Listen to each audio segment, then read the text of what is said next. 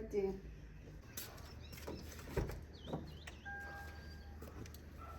Hi guys, welcome back to my YouTube channel. Today's video is a vlog and I'm actually so excited about it. It's my first vlog, so I'm definitely going to be excited. So right now I'm headed for evangelism. We have evangelism in church. And initially through my schedule, today I plan to talk about what salvation truly is because I've come to understand that a lot of people don't really understand, the basis of Christianity or what salvation is about. So I thought, okay, let me just shoot a video talking about that. And coincidentally, today is evangelism in church. We are going to an orphanage to tell those children about God and about what Jesus came to do for them. So I was like, okay, it's a beautiful coincidence. Let me just, do the two videos together. And that's what I'm basically going to be talking about today. So without further ado, let's just jump right into this video because I'm on my way and I think I'm behind schedule. So what's basically salvation? First chapter 1, the Bible was saying that God spoke at aforetimes. God spoke before to, the prophets in different ways and he told them different things. So God had a message, that He wanted to speak to humanity, and He spoke it in diverse ways and, through different ways to these people. But the Bible also says that, but in these last days, God has spoken to us through His Son. God has said whatever He had to say to humanity, He has said it through His Son. And so when you now think about it, okay, God is speaking, God spoke through the, prophets, He told them different things, and now God is speaking to us through His Son.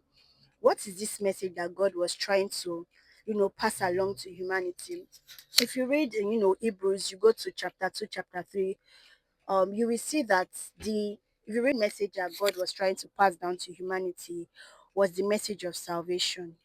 Hebrews chapter 2 was saying this great salvation, this great salvation. So the message that God wanted to give to humanity is the message of salvation. And I can remember, a few years back, I was praying and just worshiping God in my room, and this scripture dropped in my heart, Isaiah chapter 43 verse 11. So I decided to open it and just to read it. And when I opened it, it was as if somebody was screaming in my spirit, I am the Lord.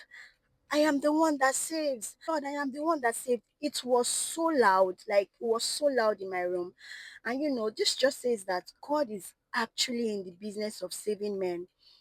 And the Bible says that salvation is for all men. It's not just for some set of people, it's for everybody. God wants everybody to be saved and come to the knowledge of his son.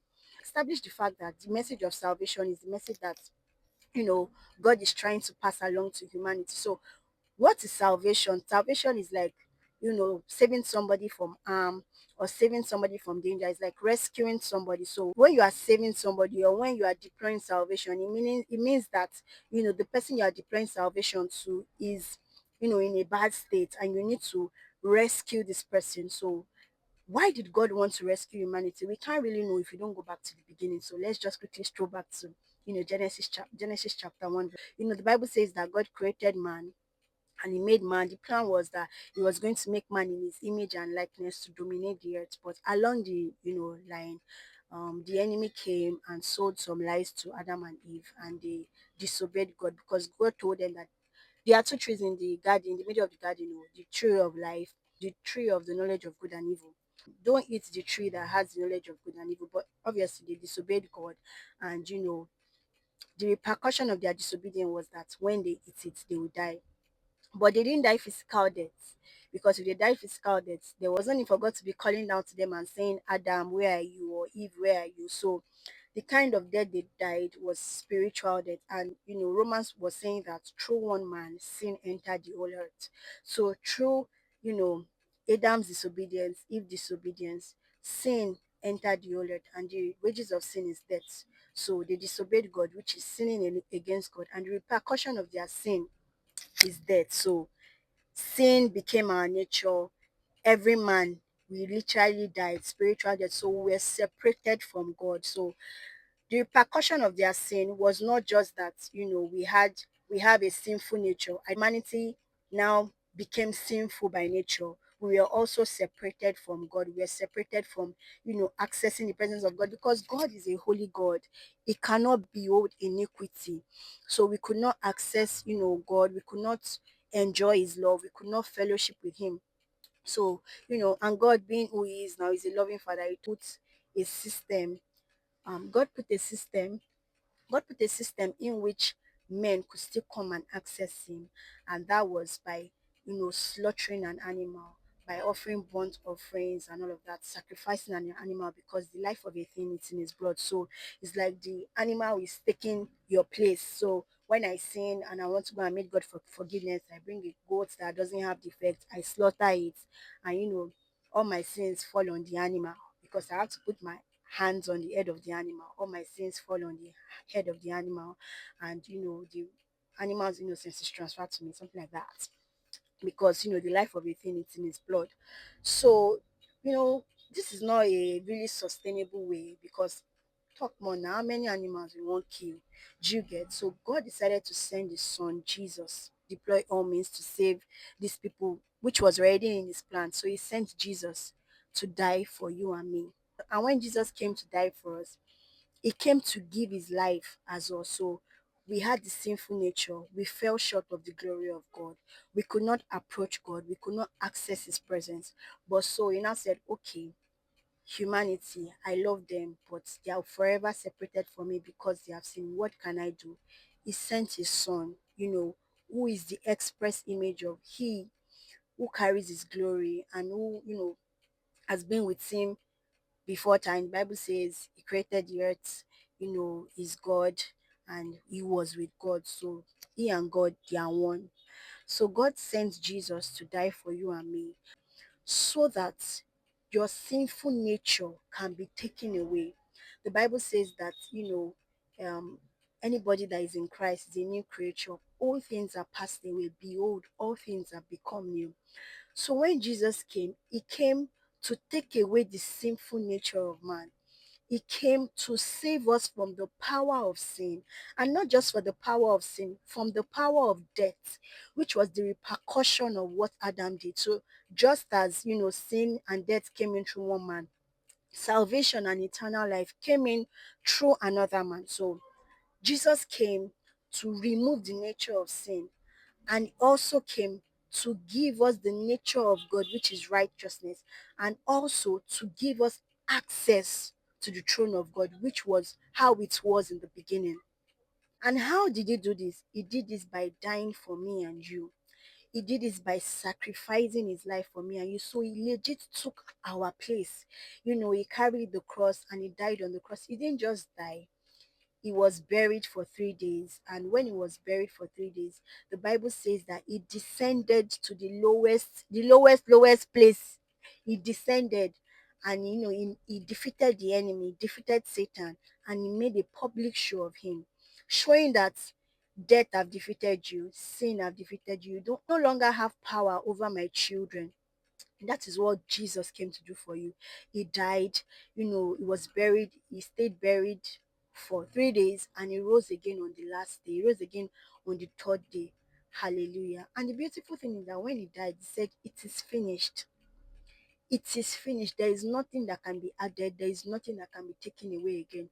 It is finished. You cannot access, you cannot access God.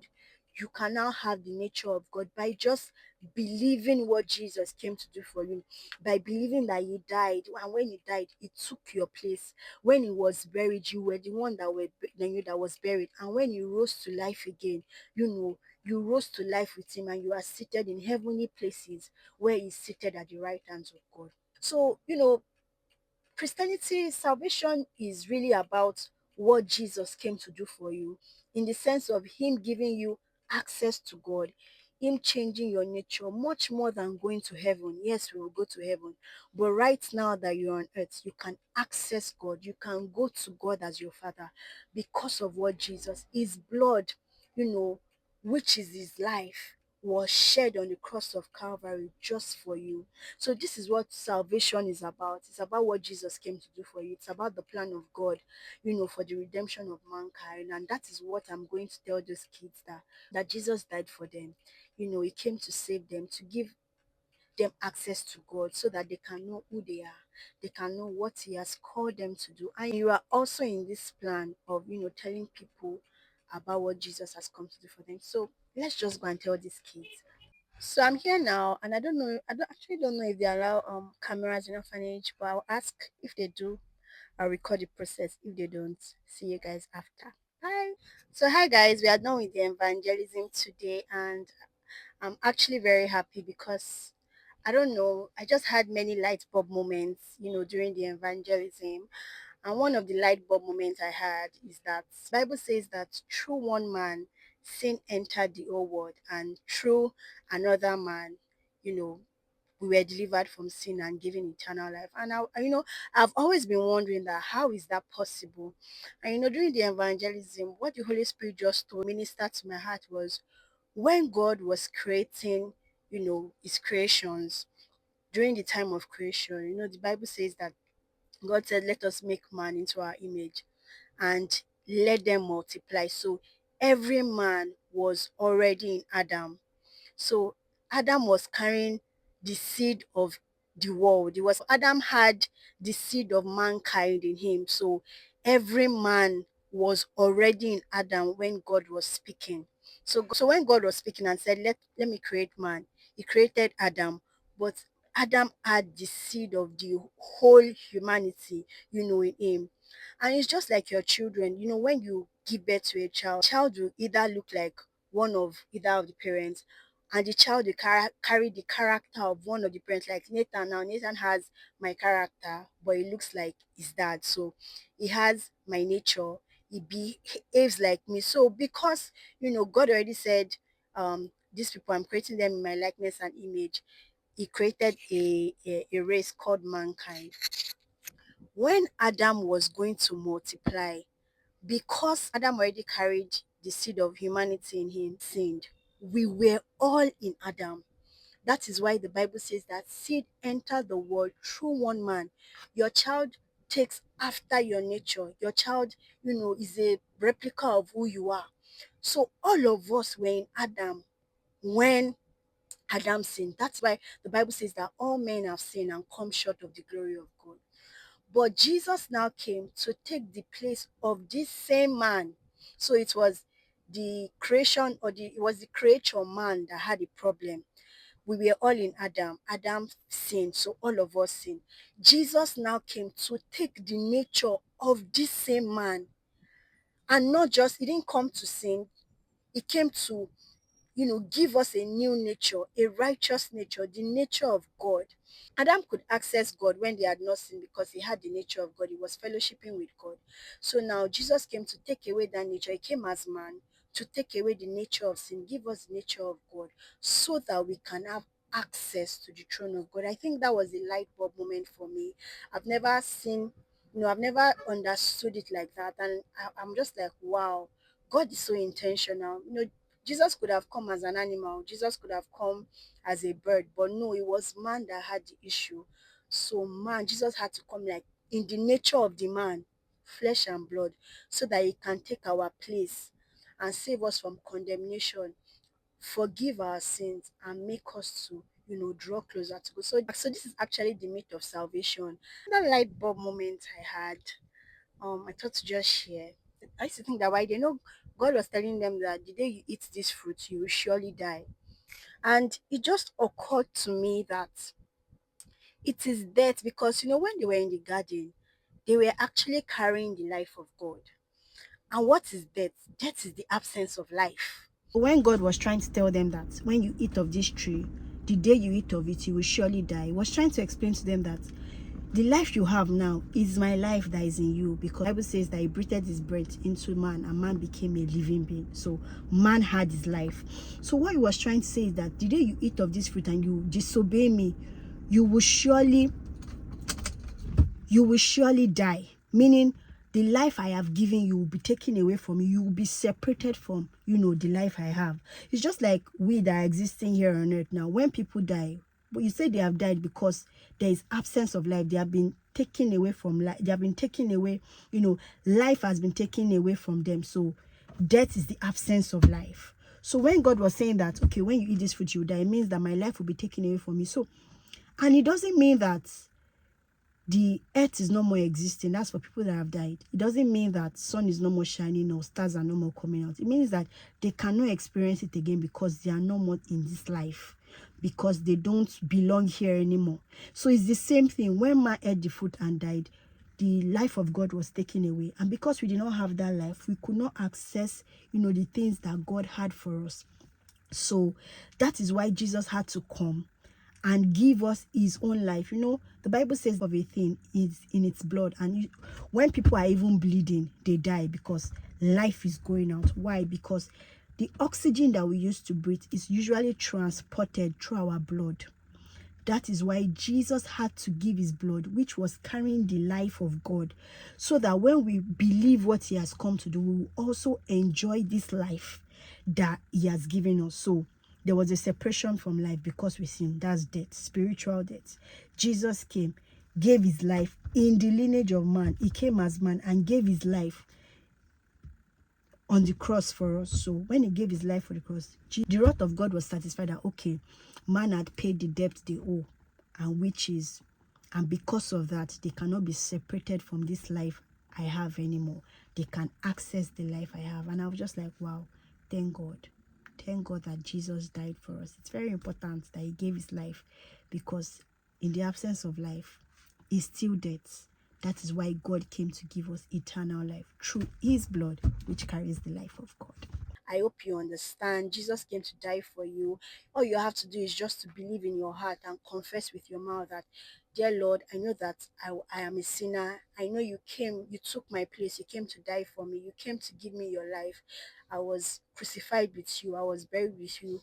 But now I have also risen with you, to enjoy eternal life that you provided. This is the message of salvation. This is the cross of salvation. And whoever you are, I just want to tell you that Jesus came to die for you and is waiting on you to accept what he came to do for you, so that you can have a meaningful relationship with God, and so that you can be saved from the nature of sin and carry the nature of God. So thanks for watching. Don't forget to subscribe to my YouTube channel, like, comment, please share my video so that others can watch. Till next time, guys. Bye.